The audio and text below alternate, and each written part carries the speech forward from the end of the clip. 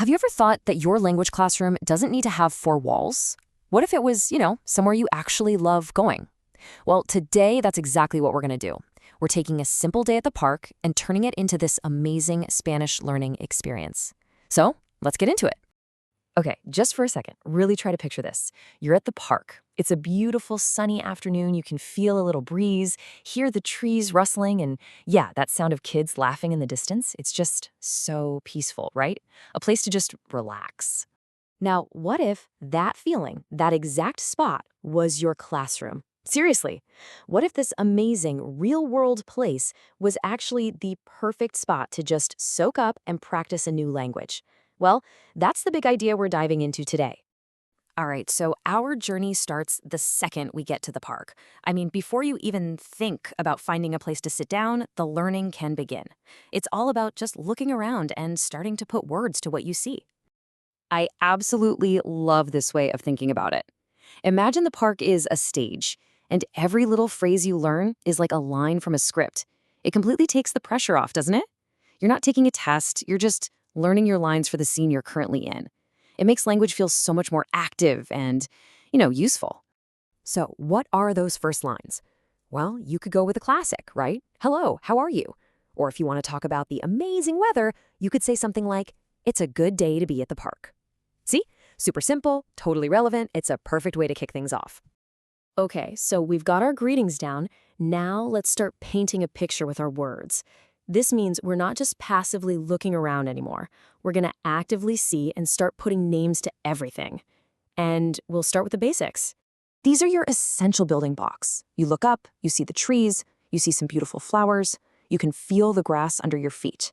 Just by naming these things, trees, flowers, grass, you're forging this super important link between the word and the actual thing in front of you. And check this out.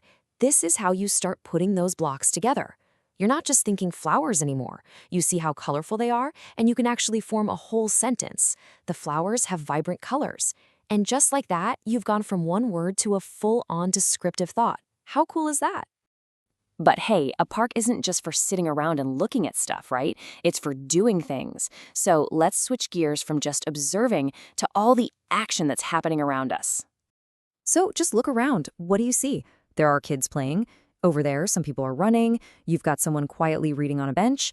And what about you? Maybe you just want to go for a walk. These are the action words, the verbs that really make the whole scene come alive. And what's really cool is how easy it is to talk about what you're going to do. You really only need this one magic phrase, I'm going to, then you just tack on whatever you want to do, like, I'm going to play soccer. Boom, you just went from watching the action to being part of it. And here's another awesome way to think about it. Picture all these activities as a menu. Each one, walking, playing, reading, is a different experience you can choose from, and each one is a chance to practice your Spanish.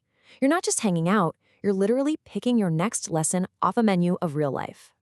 So let's get to the heart of it. This isn't just a cute idea, okay? This is a really, really powerful way to learn. It's called contextual learning. And here's the magic behind it. When you learn a word by connecting it to something real, a sight, a sound, a feeling, like saying the word for grass while you're actually touching the grass, your brain locks it in so much better. It creates this strong multi-sensory memory.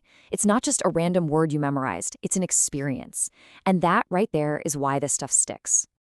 Okay, but parks are also social places, right? People come here to be around other people. So let's talk about how we can use a little Spanish not just to talk about the scenery, but to actually connect with the folks who are here. And what I love about this is how versatile the language can be. On the one hand, you could offer a friendly invitation, something like, do you want to sit here? But on the other hand, you can just express how much you're enjoying the quiet moment to yourself. I like the tranquility of this place. Both are totally useful, depending on the vibe you're feeling. Now, if you do feel like chatting, how do you even start? Well, here are a couple of perfect, super low-pressure ways to do it. A simple, where are you from, or do you come here often, can be all it takes to open the door to a really nice conversation. I just think this is such a beautiful way to look at it. Every little question you ask isn't just a question. It's like planting a tiny seed of friendship. And who knows, it might just grow into a nice little chat or maybe even something more. That's the kind of potential that's packed into these simple phrases. All right, our perfect day at the park is winding down, the sun's starting to get a little lower in the sky, and it's time to think about heading out. So, how do we wrap things up and say goodbye?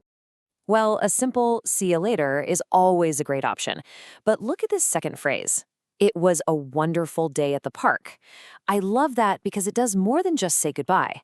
It captures the whole feeling of the day, and it helps you remember and lock in all the new words you've been using. And really, this is the main point of all this. When you weave your language practice into something you actually enjoy, like a trip to the park, it just stops feeling like a chore. It becomes part of the fun, part of the discovery. Just think about it for a second. Every single time you go out and do something, you get to add a new page to your own personal language learning story. Today it was the park, but tomorrow it could be a coffee shop, and next week, maybe a farmer's market. Because at the end of the day, that's what this is all about. You're not just memorizing vocabulary lists. Your writing is story. A story about connection, about understanding a whole new culture, all starting with something as simple as one nice day at the park. So that leaves one last question, and this one's for you. We've talked about how the park can be your classroom, but where else could you do this? The grocery store? A museum? I mean, the possibilities are literally everywhere. So where will you find your next classroom?